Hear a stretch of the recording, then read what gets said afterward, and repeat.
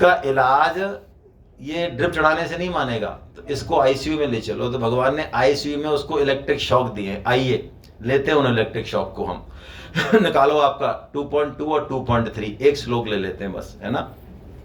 आगे बढ़ा है, हाँ लगातार देखिए ये वाला दूसरा ही श्लोक है ना, तीसरा। क्लैब्यम स्म गम पार्थ न तत्त्वयुपपद्यते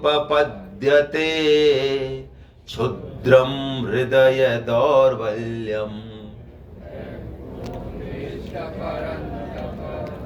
भगवान ने कुछ भी नहीं सुना और क्या कह दिया, हे प्रथानंदन अर्जुन, ये कायरता छोड़, ये नपुंसकता छोड़ दे और इस दुर्बलता को त्याग करके तू युद्ध के लिए खड़ा।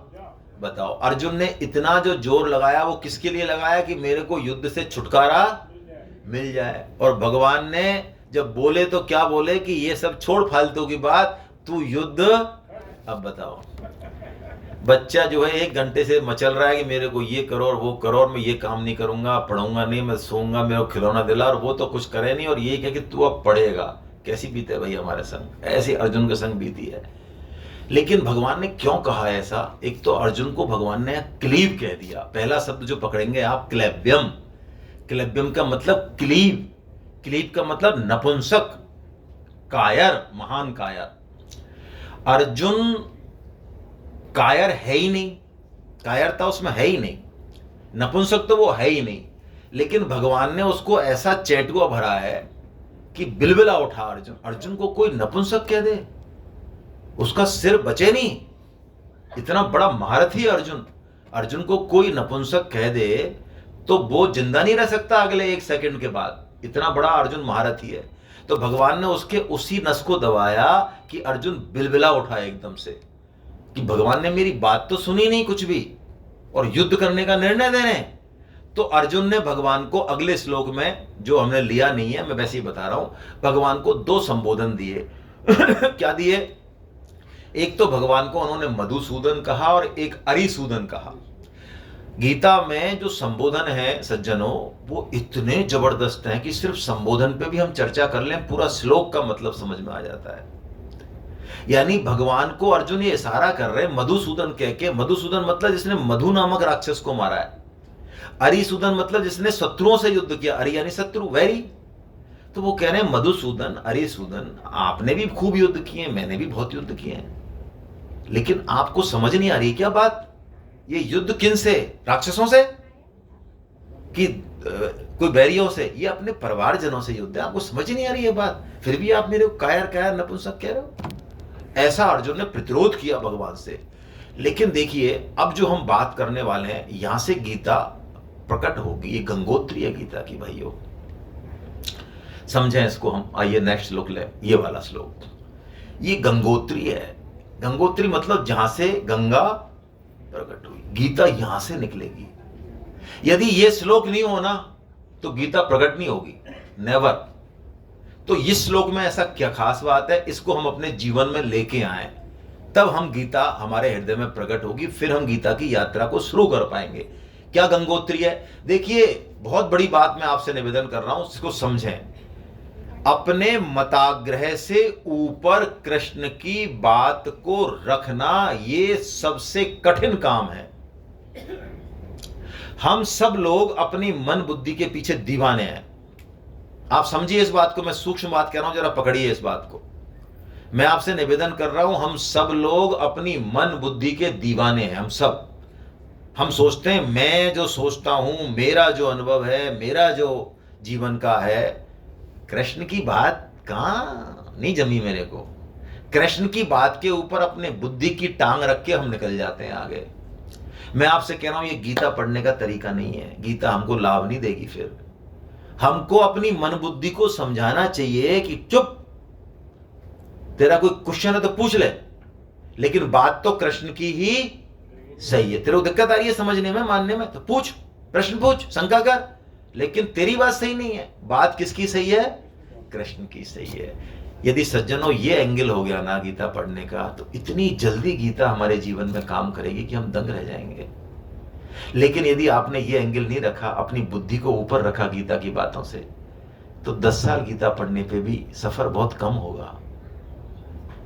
अर्जुन वो हैं जो इतना बोलते हैं और भगवान को थोड़ा सा प्रतिरोध भी दिखाते हैं कि क्या अरिसूदन मधुसूदन आप मेरे को युद्ध में लगा रहे हो, लेकिन फिर अर्जुन अपने आप को पीछे खींचते हैं और अर्जुन ये कहते हैं कि यदि भगवान ने कायर मुझे कहा है, नपुंसक कहा है, इसका मतलब कहीं न कहीं कायरता मेरे अंदर है, मुझे नहीं दिख रही है, लेकिन भगवान कह रहे हैं तो होगी।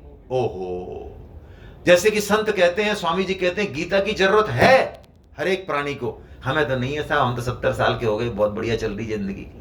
हाँ तो बढ़िया है भाई। तो वो श्लोक है, ये वो श्लोक है जो गीता को प्रकट करेगा। ये गंगोत्री है, इस पे 4 बातें, आइए लेते हैं हम जल्दी से चारों बातों को। कार्पण्य दोषोपहता स्वभाव प्रक्षामि त्वां धर्म सम्मूढ़चेता यच्छ्रेयशान्निश्चितं ब्रूहि तन्मे शिष्यस्तेहं त्वां प्रपन्नम। ऊपर की 2 बातों में एक बात बताई 2 लाइनों में, क्या भगवान को वो एक्सेप्टेंस दे रहे हैं, हे भगवान कार्पण्य दोषो, हाँ ये कायरता रूपी दोष मेरे अंदर, और मैं प्रभु कंफ्यूज हूं वास्तव में, मुझे नहीं पता क्या करना चाहिए और क्या नहीं करना। अब आप देखिए गीता कहां प्रकट हो रही है। यदि हमारे जीवन में कंफ्यूजन है, ये कंपनी चेंज करूं, इससे शादी करूं, ये काम करूं, नहीं करूं, यदि डिसीजन लेना है कहीं हमको लाइफ में, इसका मतलब गीता वहां के लिए है। अरे वाह क्या बात है। अर्जुन कह रहे हैं ये बहुत मौलिक प्रश्न है कि हे कृष्ण मैं कंफ्यूज हूं, मुझे नहीं पता है राइट ट्रैक क्या है, रॉन्ग ट्रैक क्या है, पता नहीं मैं कहां चल रहा हूं, तो कृपया प्लीज हेल्प मी। ओहो, यानी हमें गीता की जरूरत है। हाँ बेटे, ऐसी मुस्कान आएगी चेहरे पे। आज से कृष्ण को एक दोस्त बना लो, पहले होंगे तुम्हारे 8-10 होंगे, एक कृष्णा को भी दोस्त बनाओ। हाँ देखो क्या मजा आता है फिर लाइफ में, ठीक है ना। हाँ मुझे अच्छा लगता है यार, नए बच्चे आए यहाँ पे, काफी सारे आए, बहुत बढ़िया युवा आए। तो पहली बात, सबसे इंपॉर्टेंट बात, हाँ मुझे गीता की जरूरत है। और जरूरत किसके लिए है? मेरी घुटने का दर्द सही हो जाए, कमर का दर्द, बीपी तो कम से कम ठीक कर ही देगी गीता। हाँ कर देगी, लेकिन हमारी ये प्रायोरिटी नहीं होनी चाहिए भाई। 2 चीजें हैं लाइफ में, एक तो होता है प्रे, प्रे मतलब भौतिक धन संपत्ति पद प्रतिष्ठा, ये प्रे है, जरूरी है, ये जरूरी है, लेकिन ये लक्ष्य नहीं है जीवन का, ध्यान रखें। गीता मना नहीं करती, गीता में एक श्लोक नहीं है जो धन की बुराई करता हो। पता नहीं लोगों ने क्या समझ रखा है गीता को। हमने आईआईटी बॉम्बे में जब सेमिनार करी, मेरे को बहुत विलक्षण अनुभव हुआ उस सेमिनार में, क्योंकि सामने यूथ था। यूथ भी कैसा था, इंडिया का ब्रेन था। और मैं सही बता रहा हूं आपको, झूठ नहीं बोल रहा हूं, उस सेमिनार में जाने से पहले मेरे हाथ पैर कप रहे थे। मेरे को किसी सेमिनार में हाथ पैर नहीं कपते, मैं बहुत आराम से जाता हूं, लेकिन वहां पे मेरे भी अंदर हाथ पैर कप रहे थे, हालांकि मैंने सो नहीं किया, आपको बता रहा हूं। तो क्यों, मैंने कहा बंदों के यार, मतलब ये तो पटकेंगे उठा उठा के भाई, ऐसा थोड़ी है, तो ब्रेन है, मजाक थोड़ी है। तो मुझे बड़ा वहां पे आश्चर्य लगा। वहां पे कई लोगों ने पूछा कि साहब गीता में ये चीजें जो आप बता रहे हो, मतलब गीता में ऐसा नहीं है कि मंदिर क्या है, घंटी कौन सी बजानी है और अगरबत्ती, ऐसा नहीं है गीता में। तुम पढ़ो ना भाई, तुमने कैसे मान लिया गीता में आलतू फालतू कर्म कांड? गीता तो जीवन का मैनुअल है, ये तो लाइफ प्रिंसिपल समझा रही है। आप देखो ना श्लोक के अर्थ है, आप देखो, खुद देखो। उन्होंने कहा हमें तो इस तरह से मतलब नहीं था, इंप्रेशन नहीं था हमारा, हम तो समझ रहे थे गीता में बहुत सारी चीजें होंगी जिनको हम पसंद नहीं करते, ये तो बिल्कुल हार्ट टू हार्ट टचिंग है, ऐसा बोला उन्होंने।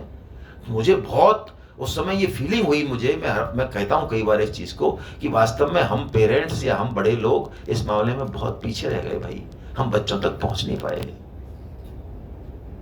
ये बच्चे दोषी नहीं है, इसमें दोषी हम हैं। यदि हम पहुंच जाते हैं इनके पास गीता को लेके, तो ऐसा नहीं है, ये लोग एक्सेप्ट करने के लिए तैयार हैं। तो अब प्रे नहीं, अर्जुन कह रहे हैं मुझे श्रेय चाहिए, श्रेय। हा, प्रे तो हो गया महाराज, बहुत हो गया पूरी लाइफ में, अब मुझे श्रेय चाहिए। जीवन क्यों मिला, क्या करना है इस मनुष्य जीवन का, लक्ष्य क्या है, मुझे वो चाहिए। वाह, तो यह श्रेय है। ओहो, और कैसा चाहिए, ब्रूहि तन में, निश्चितम, ऐसा शॉर्ट बताओ, ऐसी बात बताओ महाराज कि मैं सीधा जंप लगा दूं, इधर उधर की बात मत बताना। अच्छा, ये दूसरी बात। तीसरी बात, शिष्य अस्ते हम, मैं आपका। देखो, शिष्य होना बहुत बड़ी बात है। हम गुरु होना चाहते हैं, शिष्य कौन होना चाहता है? और गुरुपना किसी बच्चे में देख लेना, घर के किसी बुजुर्ग में देख लेना, समाज के किसी व्यक्ति में, क्योंकि उसमें कोई ना कोई क्वालिटी तो है। क्या हम देख पा रहे हैं? और देख पा रहे हैं तो क्या शिष्य बन पा रहे हैं? नहीं। कई लोग तो गीता भी एक बहुत बड़े ब्रांड से और कई चटक मटक पटक से पढ़ना चाहते हैं। हाँ भाई, मेरे थोड़ा बोलने की आदत है, मैं रुक नहीं पाता हूँ। मतलब उनको यदि सिंपल तरीके से गीता पढ़ाई जाए, कोई सिंपल सा आदमी, तो कहते हम इतने बड़े आदमी हैं, क्या हो रहा है भाई, ये क्या गीता पढ़ाएंगे? अरे तुम आदमी पे क्यों चिपक रहे हो भाई? तुम वाणी पे चिपको ना, छोड़ो आदमी को। आदमी तो कभी पंचर हो गया, इसका टायर तो तुम्हारा पंचर हो जाएगा साथ साथ में। गीता का प्रिंसिपल है आदमी से चिपकना ही नहीं है। उसको थैंक्स बोल दो क्योंकि उसके थ्रू मिली है चीज, बस इतना ही रिलेशन रखना है, तत्व से चिपको। तो अर्जुन शिष्य बन जाते हैं, और शिष्य भी ड्राइवर के। बोलो, है क्षमता? यदि कोई शिष्य बनने की क्षमता रखता है, अब मैं आपको बहुत लाख रुपए की बात कह रहा हूं, तो गुरु तत्व मौजूद है, मौजूद है, मौजूद है। 24 घंटे मौजूद है, हर जगह मौजूद है, सर्वत्र मौजूद है। आप समझ रहे हैं मैं क्या कह रहा हूं? हम सोचते हैं हम गुरु बनाए, कैसा बनाए, कहां जाए। मैं कह रहा हूं छोड़ो इस चक्कर को ही, छोड़ो, चैप्टर को ही बंद करो, कुछ नए तरीके से सोचते हैं। क्या नया तरीका है? गीता कहती है क्या शिष्यत्व है, छोड़ो गुरु को। मैं कह रहा हूं, उस गीता कह रही है शिष्य है कि वही शिष्य, शिष्य है तो गुरु है उसके पास अपने आप। ये सिस्टम है, ये प्रकृति है, ये ग्रंथ है, सब कुछ है। गुरु 24 घंटे उसके साथ है, उसको उठाएगा, उठा लेगा, उठाने की जरूरत होगी तो। और सज्जनों, जितने भी महापुरुष हुए हैं शास्त्रों में, उन्होंने गुरु को नहीं खोजा, गुरु ने उनको खोजा है। ऐसी अंधी दौड़ चल गई है, और मेरे को मना किया गया कि आपको दिल्ली में ज्यादा ऐसा उठ पटांग नहीं बोलना है, लोग विद्रोह कर देंगे। इसलिए मैं थोड़ा भाषा को संयत कर रहा हूं भैया ना, वरना मेरी बोलने की आदत तो बहुत खराब है, आपको पता है पुराने लोगों को। ऐसी अंधी दौड़ चल गई है गुरु परंपरा की कि मत पूछो। यदि गुरु बनाने से कल्याण हो जाता तो करोड़ों अरबों लोगों ने गुरु बना रखे हैं। क्या बनाने से, दीक्षा देने से, माला पहनाने से, 10-20-50 हजार का डोनेशन करने से, और चरणों में कुलामंडी खनने से, और उनकी रज लेने से, इनसे कल्याण होता है? इनसे कल्याण नहीं होता है। इसके पीछे मत भागो। मैं इसकी बुराई नहीं कर रहा हूं, ध्यान रखना, मैं इसकी बुराई नहीं कर रहा हूं। इस सिस्टम को सर्वोच्च समझने की बुराई कर रहा हूं। तो अर्जुन शिष्य बन जाते हैं कृष्ण के। और अंतिम बात जो बहुत प्यारी बात है, अर्जुन कह रहे हैं प्रभु ये 3 बात तो मैंने अपनी बुद्धि से करी है, लेकिन मेरी बुद्धि तो तुच्छ है प्रभु, इसमें कितना आ सकता है, क्या सही है, क्या मैंने क्या बोला, क्या प्रार्थना, मेरी प्रार्थना का भी क्या पता मैंने सही प्रार्थना करी, सही डिमांड लगाई नहीं लगाई। तो मैं तो आपकी शरण हूं, यानी आपको जो अच्छे से अच्छा मेरे प्रति करना हो वो आप कर दें। ये गीता की लास्ट बात है भाई, शरणागति। स्वामी जी ने कहा ये सर्वोच्च तत्व है गीता का। भक्त क्या है, भगवान के शरणागत हो जाता है। बच्चे में कुछ नहीं है, वो माँ के शरणागत है। माँ उसको पटक दे, फेंक दे, तब भी वो पड़ोस वाली आंटी के पास जाने वाला नहीं है। उसकी इसी शरणागति के कारण उसका सब काम ऑटोमेटिक हो जाता है। ऐसे ही भक्त भगवान के शरणागत हो जाते। प्रभु अब हम गीता नहीं पढ़ते हैं, संस्कृत आती नहीं है, खाना वाना भी खूब खा लेते हैं, इंद्रिय संयम है नहीं, सब गड़बड़ सड़बड़ है हमारा मामला, लेकिन अब क्या करें प्रभु, अब आपके शरण है, हम आपको छोड़ के, हम है तो आपके ही ना।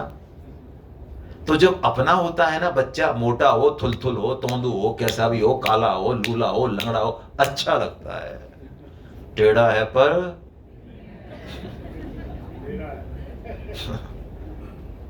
ये है, ये असली चीज है भाई, समझो आप। मैं फिर इस पे फोर्स कर रहा हूं दोबारा। साधन करना, जप तप यज्ञ करना और बहुत कुछ करना अच्छी बात है, करना है, लेकिन मैं फिर एक निवेदन कर रहा हूं, इन सबसे ऊपर है भगवान को अपना मानना, उनकी आज्ञा का पालन करना। वो क्या कह रहे हैं, वो कह रहे हैं वो करने की बात आ जाए। क्यों? एक सेठ के 4 मैनेजर हैं, चारों एकदम बढ़िया हैं, साड़ियां दिखाते हैं बहुत अच्छे से बोलते हैं, एक जो है अच्छे से कलेक्शन करके मतलब चारों ही लोगों ने इतना अच्छा करोड़ों का बिजनेस संभाल रखा है, खूब सैलरी है।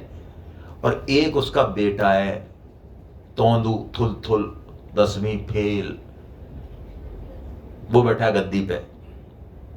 अब सेठ जी अपना बिजनेस किसको ट्रांसफर करने वाले हैं?